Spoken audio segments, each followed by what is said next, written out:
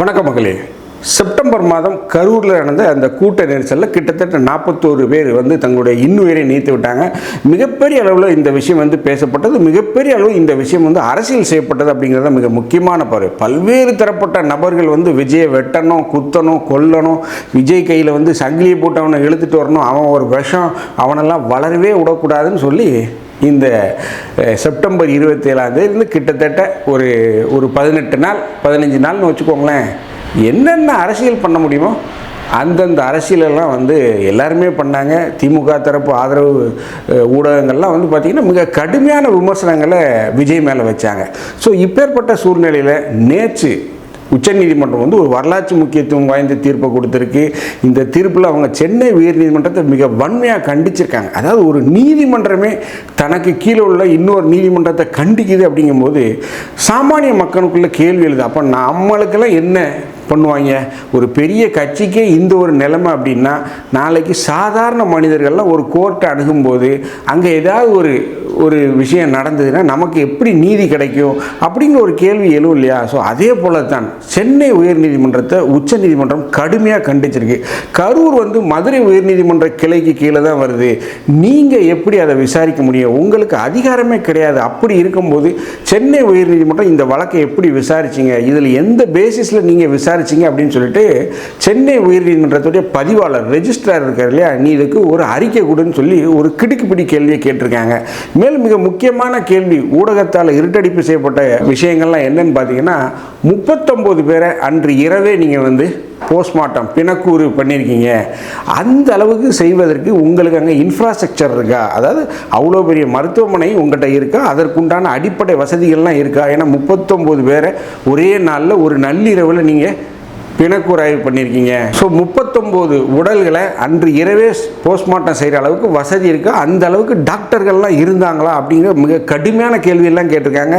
இதற்கு சமாளித்து பதிலளித்த திமுக அரசு தரப்பு வழக்கறிஞர் மற்றும் MP வில்சன், அதெல்லாம் இருக்குது, நாங்கள் பக்கத்து மாவட்டங்களில் இருந்து மருத்துவர்களை வரவழைத்து விட்டோம் அப்படிங்கிற பல்வேறு விஷயங்கள்லாம் சொல்லி சமாளிச்சிருக்காங்க. ஸோ இருப்பினும் இந்த வழக்கில் மிக முக்கியமான விஷயம் என்ன அப்படின்னு பார்த்தீங்கன்னா, தமிழக அரசு தரப்பிலிருந்து நியமிக்கப்பட்ட அந்த அருணா ஜெகதீசன் தலைமையிலான ஒரு நபர் கமிஷன் மற்றும் சென்னை உயர்நீதிமன்றம் நியமித்த அந்த ஆஸ்ரா கார்க் SP இருக்கார் இல்லையா, அவர் தலைமையிலான அந்த கமிஷன்லாம் செல்லாது. இவர்கள்லாம் உடனே இதுவரைக்கும் தாங்கள் விசாரித்த அந்த ஆவணங்களை, கோப்புகளை CBI வசம் ஒப்படைக்கணும் அப்படின்னு சொல்லி ஒரு கடுமையான உத்தரவை பிறப்பிச்சிருக்காங்க.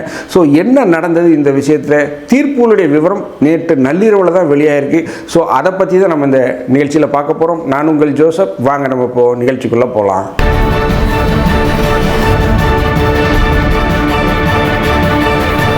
கரூர் நெரிசல் ஒரு நடக்கக்கூடாத சம்பவம். கிட்டத்தட்ட 41 பேர் இறந்துட்டாங்க. ஸோ இந்த 41 பேர் இறந்த விஷயத்தில் பார்த்திங்கன்னா, நடிகர் விஜயை வசைப்பாடாத மீடியாக்களே இல்லை அப்படின்னு சொல்லலாம், ஊடகங்களே இல்லை அப்படின்னு சொல்லலாம். திமுகவுடைய ஆளும் தரப்பில் இருக்கக்கூடிய ஒரு முன்னணி பத்திரிகையாளர்லாம் விஜயை வெட்டணும், கொல்லணும், விஜய் கையில் சங்கிலி போட்டு இழுத்துட்டு வாங்க ஐயா, அவெல்லாம் நடிக்க போட்டோம், இதுக்கு மேலே அவன் இருந்தானா சொசைட்டியை நாசம் பண்ணிடுவான். ஸோ அப்படிங்கிற அளவுக்கு அவங்க மேலே வன்மத்தெல்லாம் தெளித்தாங்க. அவர் மேலே அந்த பஸ் மேலாம் ஒரு மேலே ரத்தக்கரையெல்லாம் தெளித்த மாதிரிலாம் படங்கள்லாம் போட்டாங்க. பட் ஆனாலும் நான் விஜய்கிட்ட கற்றுக்கிட்ட விஷயம் என்ன அப்படின்னு பார்த்தீங்கன்னா, அவருடைய அமைதி ஒரு மிகப்பெரிய ஒரு மருந்து அப்படின்னு சொல்லலாம். அதாவது அந்த அமைதி, நீங்கள் பேசி சொல்லக்கூடிய 100 வார்த்தைகளுக்கு அமைதி மிகப்பெரிய பதில் அளிக்கும் அப்படிங்கிறத என்னுடைய பார்வை. ஸோ விஜய் ஒரு மிகப்பெரிய ஒரு அமைதி நாயகனாக நான் அவரை சொல்லுவேன். அந்த அளவுக்கு அவருடைய அமைதி மிகப்பெரிய வலிமை அவருக்கு கொடுத்துருக்கு. எப்படி செய்யணுமோ கரெக்டாக காய் நகர்த்தியிருக்கார். உச்சநீதிமன்றத்தை அணுகினார். உச்சநீதிமன்றத்தை அணுகி உச்சநீதிமன்றத்தில் அவருக்கு சரியான நிவாரணம் கொடுக்கப்பட்டிருக்கு. அதாவது உச்சநீதிமன்ற நீதிபதிகள் கேட்ட கேள்வியெல்லாம் மிக கடுமையான கேள்வி. அதாவது ஆளும் தரப்புக்கு இது ஒரு செட்பேக் அப்படின்னு தான் சொல்லுவோம். ஸ்டாலின் தரப்புக்கு இது ஒரு செட்பேக், மிகப்பெரிய ஒரு செட்பேக் அப்படின்னு தான் முன்னணி அரசியல் வல்லுநர்களும் கூறுநோக்கர்களும் சொல்கிறாங்க. ஸோ அப்படி இருக்கும்போது தீர்ப்பில் மிக முக்கியமான விஷயங்கள் என்ன அப்படின்னு பார்த்தீங்கன்னா, அரசு அறிவித்த அந்த ஒரு நபர் ஆணையம், எஸ்பி ஆஸ்ராக்கார் தலைமையில் அமைந்த அந்த ஆணையங்கள்லாம் செல்லாது. அதாவது அருணா ஜெகதீசன் ஆணையம், ஆஸ்ராக்கார் ஆணையம்லாம் இன்னும் வந்து விசாரிக்கக்கூடாது.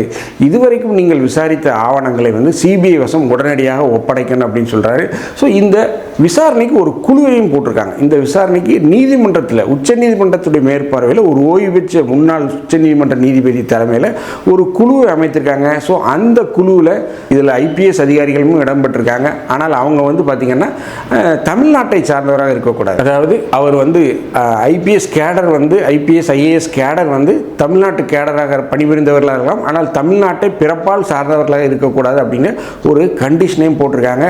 மேலும் வாரம் இந்த கேஸில், இந்த விசாரணையில் என்னென்ன அப்டேட் இருக்குது அப்படிங்கிறத உச்சநீதிமன்றத்துக்கு தெரிவிக்கணும். இந்த விசாரணையில் உச்சநீதிமன்றம் தனியாக மேற்பார்வை செய்யும் அப்படிங்கிற ஒரு விஷயத்தையுமே சொல்லியிருக்காங்க. ஸோ இதையெல்லாம் பார்க்கும்போது ஒரு மிகப்பெரிய அளவில் இந்த வழக்கு வந்து விஸ்வரூபம் எடுத்திருக்கு அப்படின்னு சொல்லலாம். மேலும் இதில் உண்மை தான் வெளிவரணும் அப்படின்னு சொல்லி எல்லாருமே எதிர்பார்க்குறோம். எந்த அளவுக்கு இதில் உண்மை வெளிவரும் அப்படிங்கிறத எல்லாருடைய எதிர்பார்ப்பாக இருந்தது. ஸோ அதற்குத்தான் உச்சநீதிமன்றம் இந்த குழுவை போட்டிருக்கு. ஏன் அப்படின்னு பார்த்தீங்கன்னா, இந்த வழக்கில் மிக முக்கியமான குற்றவாளியாக தாவேகா தரப்பில் சொல்லப்படுவது என்னென்னா, ஆளும் தரப்பு தான் இதை சரியாக செய்யலை. அப்படிங்கும்போது ஆளும் தரப்பு மீது வைக்கப்பட்ட ஒரு குற்றச்சாட்டு, அதை விசாரிப்பதற்கு ஆளும் தரப்பே ஒரு குழுவை நியமித்தால் அது எப்படி வந்து ஏற்றுக்கொள்வது அப்படிங்கிற தரப்பில் தான் அவங்க வாதாடி இருக்காங்க. ஸோ திமுக தரப்பில் இருந்து இதில் பல்வேறு விஷயங்களை அவர்கள் சொன்னாலும் இது வந்து ஒரு தற்காலிக உத்தரவு தான், இது வந்து ஒரு இறுதி தீர்ப்பு கிடையாது அப்படின்னு சொல்லி திமுகவுடைய எம்பியாக இருக்கக்கூடிய திமுக அரசு சார்பில் வாதிட்ட வில்சன்லாம் சொல்கிறாரு. பட் உண்மை அது அல்ல. உச்சநீதிமன்றம் ஒரு உத்தரவை பிறப்பிச்சிட்டாங்க. இது இடைக்கால உத்தரவும் கிடையாது, இதை விசாரித்து சொல்லுங்கள் அப்படின்ட்டாங்க. ஸோ தாவேக்கா எதிர்பார்த்தது அதுதான். ஸோ இதற்கு வந்து அவங்க தனியாக ஒரு குழுவை அமைத்து விசாரிக்க சொல்கிறாங்க. இது விஜய் கிடைத்த ஒரு மிகப்பெரிய வெற்றி. மேலும் இந்த சம்பவத்தில் மிக முக்கியமான ஒரு விஷயம் நடந்திருக்கு அப்படின்னு சொல்லி உச்சநீதிமன்ற முன்னாள் பேட்டியளித்த தாவேக்கா தரப்பு ஆதவ அர்ஜுனா என்ன சொல்கிறார் அப்படின்னு பார்த்தீங்கன்னா, அதாவது காவல்துறையுடைய வேண்டுகோளுக்கு இணங்கத்தான் வந்து விஜய் வந்து உடனடியாக சென்னைக்கு திரும்பி போனார். அவருக்கு திரும்பி வர்றதுக்கு அங்கே மனமே இல்லை. ஸோ காவல்துறையிட்ட நாங்கள் கேட்டோம், திரும்ப அந்த இடத்துக்கு போய் அந்த மக்களுக்கு நாங்கள் ஆறுதல் சொல்கிறோம் அப்படின்னு நாங்கள் காவல்துறையிட்ட கேட்டோம். பட் காவல்துறை வேண்டாம், நீங்கள் திரும்ப போனீங்கன்னா பல்வேறு அசம்பாவிதங்கள் நடக்க வாய்ப்பு இருக்குது அப்படின்னு சொல்லி காவல்துறை சொன்னாங்க. அதனால தான் நாங்கள் திரும்ப சென்னைக்கு வந்துட்டோம் அப்படிங்கிறதே அவங்க பதிவு பண்ணியிருக்காரு. மேலும் அவர் மிக முக்கியமான விஷயத்தை சொல்கிறார், நாங்கள் கரூருக்குள்ள நுழையும் போது எங்களை காவல்துறை வரவேற்றது, காவல்துறை எங்களை வரவேற்ற போது தான் நாங்கள் திரும்ப வந்தோம், இல்லைன்னா நாங்கள் வந்திருக்க மாட்டோம் அப்படிங்கிற ஒரு துணியில் பேசினார். பட் என்ன காவல்துறை வந்தாலும் வரவேற்றாலும் கண்டிப்பாக அவர்கள் பிரச்சார பயணத்தின்படி கரூருக்கு வரத்தான் போகிறார்கள். ஸோ இதையெல்லாம் பார்க்கும்போது ஒரு பின்னாடி ஏதாவது ஒரு சதி இருக்குமோ, இதற்கு பின் ஏதாவது ஒரு சதி இருக்குமோ அப்படின்னு சொல்லி தாவேகா தரப்பு சந்தேகப்படுது.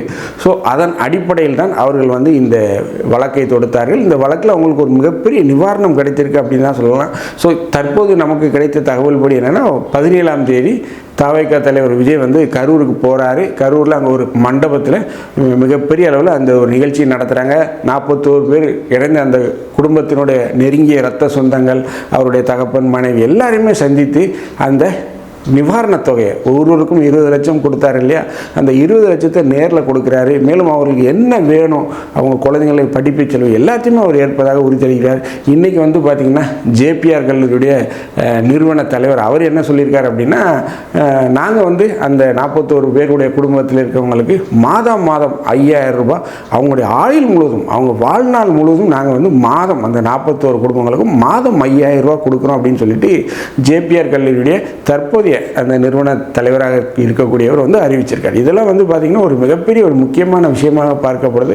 ஸோ என்னை பொறுத்த வரைக்கும் விஜய் மீது இருக்கக்கூடிய அந்த அலை அனுதாபமாக மாறி ஒரு மிகப்பெரிய அனுதாப அலையாக மாறிட்டு அப்படின்னு தான் நான் பார்க்குறேன். ஸோ என்ன எதுவாக இருந்தாலும் இந்த உச்சநீதிமன்றத்தால் நியமிக்கப்பட்ட இந்த விசாரணை குழு அல்லது விசாரணையான மீண்டும் இதை தூசி தட்ட துவங்கிவிட்டது. ஸோ இவங்க தோண்டும் போது பல்வேறு மிக முக்கியமான உண்மைகள்லாம் வெளிவரும் அப்படின்னு தான் எல்லாருமே சொல்கிறாங்க. ஏன்னா இந்த சம்பவத்தின் போது பல்வேறு அசம்பாவிதங்கள் நிகழ்ந்ததாக சமூக வலைதளங்களில் பார்த்தோம். ஸோ அதற்கெல்லாம் என்ன விடை, அதெல்லாம் உண்மையா அப்படிங்கிறது இந்த விசாரணைக்குள்ளுடைய அறிக்கை வெளிவந்தால்தான் தெரியும்.